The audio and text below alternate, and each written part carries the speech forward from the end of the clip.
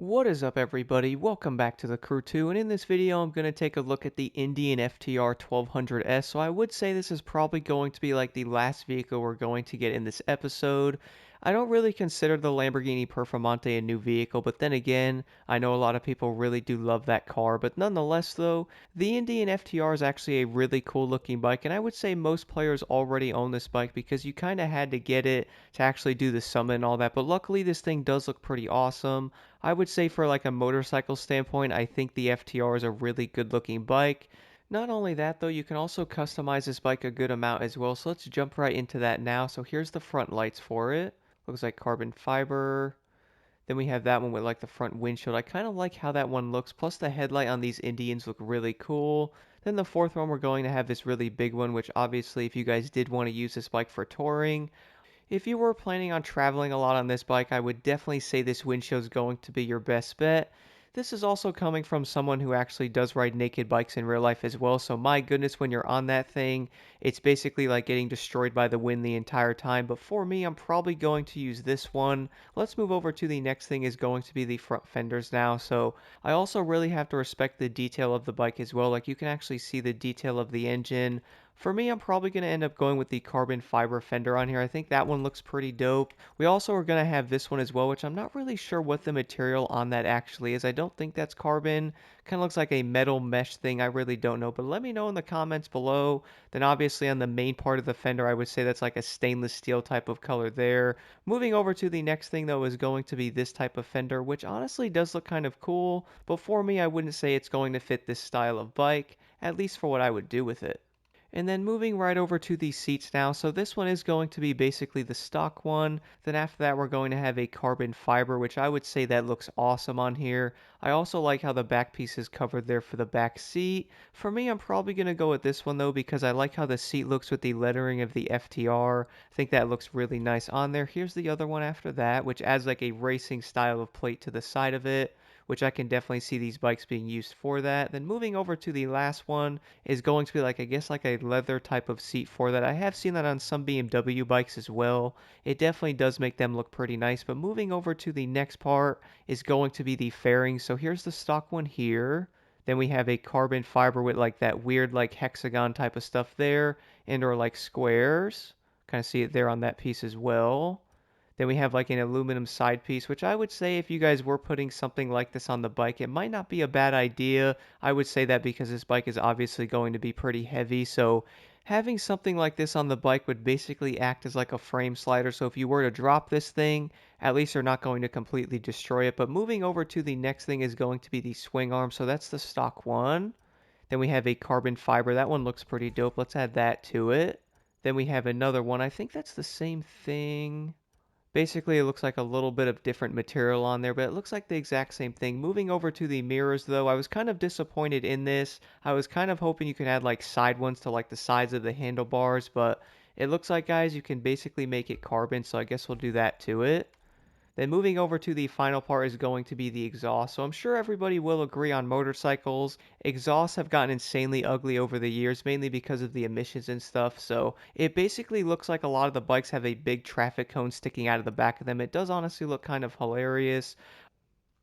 Not only that though, but the stock exhaust on motorcycles also tends to be insanely heavy as well, so the aftermarket ones normally are a better option. So for me guys, I'm probably going to pick the fifth one here. I like how that goes up the side of the bike there. Does kind of remind me of like a Ducati Monster, but it definitely looks pretty dope. And overall, I would say this bike is going to be pretty awesome to own, mainly because it does have a lot of customization to it. But not only that though, this thing does look pretty awesome. I would say it would look pretty insane with like an actual straight piped exhaust on there, not that big converter on the bottom. But even with the bike having that regular exhaust system on there, I would still say this thing is going to look pretty awesome. I really do think the Indians are really nice bikes, but nonetheless though, let's go do a quick test drive with this thing. And I might not do a top speed test, only because many of the bikes are normally capped at around 210 miles per hour.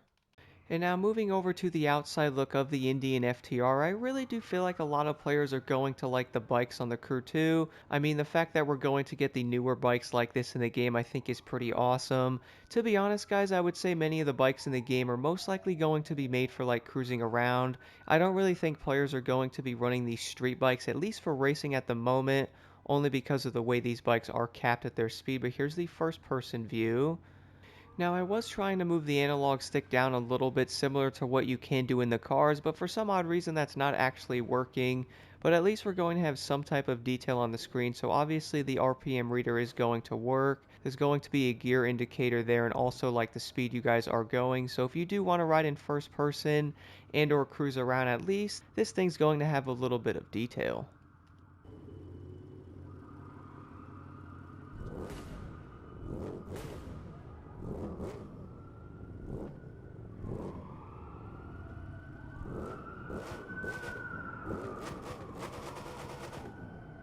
So I wasn't planning on doing a top speed test with the FTR, but I was like, you know what, let's just do one anyway here in Miami just to see what this thing can get to. Now, the main reason why I make fun of the top speeds of the street bikes and the Crew 2 guys, now, for one, I would say it's probably going to be very realistic because most motorcycles only do like 186. Now, the bigger, like 1 liter bikes anyway, then like the smaller ones probably do like 150 to like 170 or so. So I wouldn't say it's really going to be insanely inaccurate with the speed of the bikes, but I'm looking at it in more of the aspect of how fast the bikes go compared to the vehicles. So using something like a Lamborghini Superleggera is probably going to be better for like racing in a summit. I don't think a lot of players are probably going to want to pick something like this bike if they did have to compete in a summit, which I would definitely say would make a lot of sense. But if you guys are into motorcycles, are into maybe even cruising around, I would say these bikes are really going to be a lot of fun to use. And now that they're adding more and more vehicles into the game on the Crew 2, for all we know, guys, some of your favorite cars could be just around the corner. And now moving over to Flashback Japan, which is probably one of my favorite events in the entire game to test out the FTR with, and or basically many of the new cars in the street category as well. So as I did mention, guys, I would say most of the bikes are probably still going to be pretty fun to use on races. Like for example, you can do pretty much every race with them. I would say like for a competitive standpoint, like summits and or maybe PvP, unless everybody is running these bikes or something, I really don't think it's going to be very viable going against something like the new Countach, for example, or even the BMW M8 from the recent Summit. Those cars are probably going to be a lot better, and the way they can get up to speed is really going to make a big difference. But one thing I have noticed about many of the bikes in the game after tweaking them a little bit is their handling does seem to be really good and also very viable on many of the events as well. So I have noticed the FTR has really nice handling and stability, and even in first person mode here, I'm kind of liking how this bike is riding as well. It's definitely pretty dope, and I'm also a bike guy in real life, so riding something like this is pretty awesome. I've never actually ridden an Indian in real life. I'm actually more into KTMs and stuff like that, but I do definitely respect all bikes. I might have to try to ride one of these one day just to see how they might do, because I know they have big engines in them. Not only that though, but they also look really cool, plus they sound really good as well. But again, guys, if you're looking to race something in the Crew 2, I would say these bikes would be a lot of fun. Like for example, you can basically farm parts and or money in these. There's definitely nothing wrong with that. I would say the only issue is probably trying to do like summit events in a no restriction race or something might be a bit of a problem. But if some of these events do have like only bikes you can use, I feel like something like the FTR here is going to be a really good option, because this bike is definitely really fun to use. But anyway, guys, let me know your thoughts on the FTR 1200S in the comments below, and here are the settings I'm currently running on this bike.